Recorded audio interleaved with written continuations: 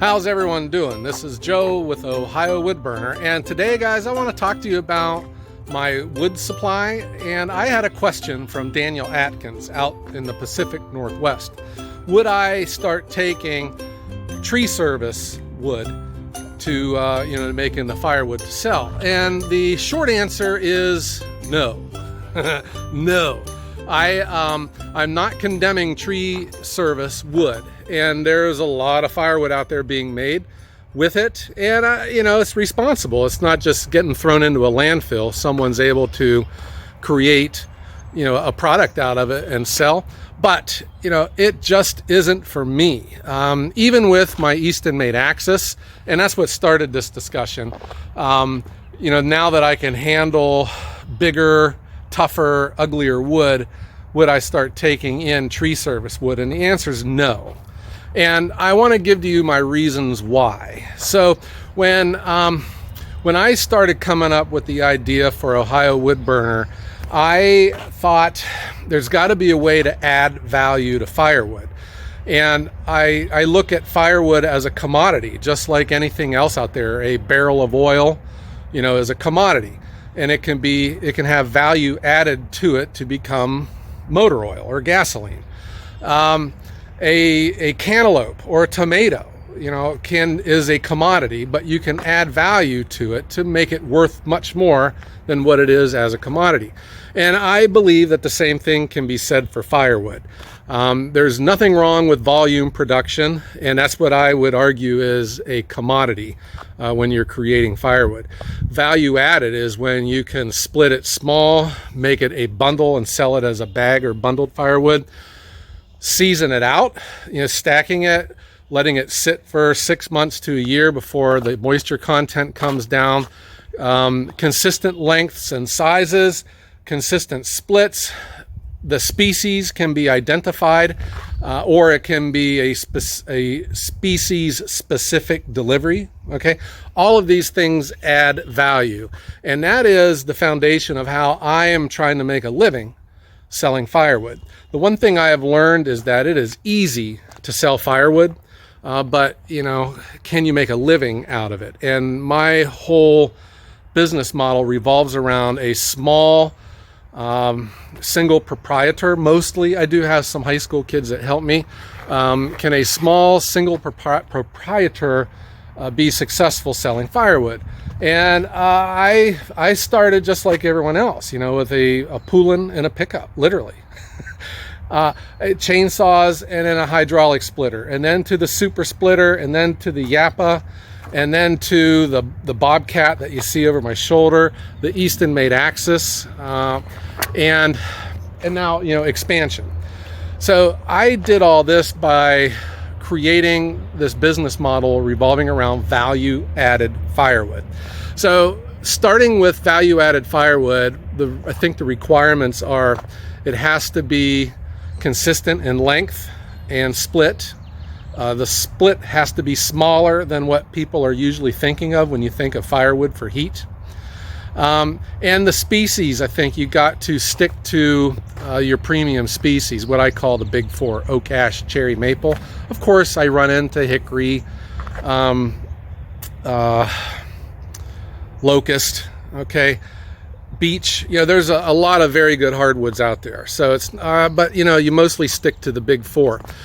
And producing these sticks of firewood, a consistent 16-inch, and I can minimize waste if I buy my logs off of loggers. If I can get them to come in poles like this, I can, even without all of this equipment. And that's how I got started, the chainsaw.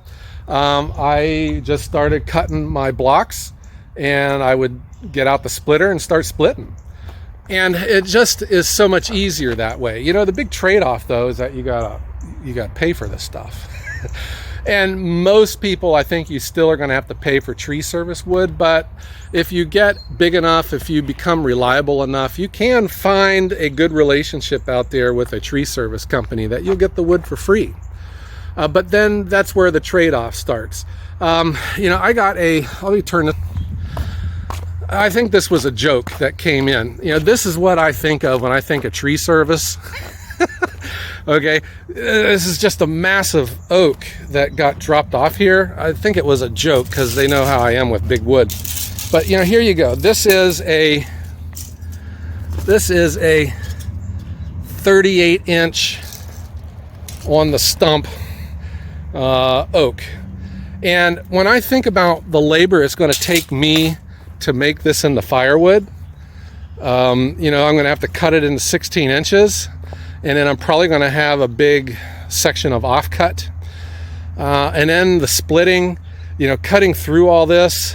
You know, I could literally have a cord made with my firewood processor dealing with logs this size, you know, tree length. So that is, you know, and that is what I'm looking at when it comes to production and the decision that I made to go with these logs. And I also think about how much easier it is on your body to work these kind, because you can come up with a system where you leave some logs on the ground and you roll the ones on top of them that you want to cut.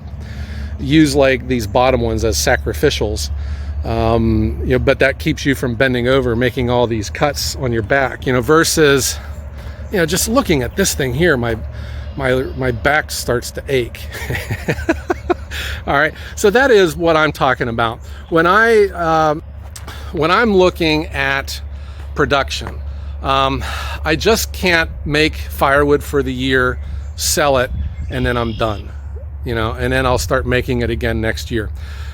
To make a living with firewood, I gotta have firewood all the time. Running out of firewood is not an option. And it just seems too, with relationship building, the loads that come in from a triaxle are predictable. You know what's going to be on them. You know how many cords you could probably get out of it. And I think you got a better control on the species that come in. With tree service, you know, it's boom and bust usually. You get a lot that comes in the summer and fall, and then it kind of dies off in the winter.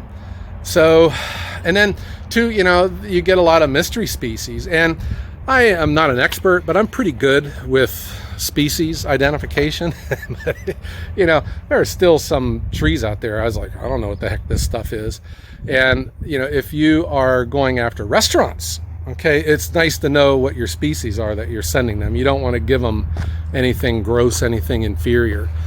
Certainly never want to give them any pine. All right, dealing with the triaxles too, I never get pine.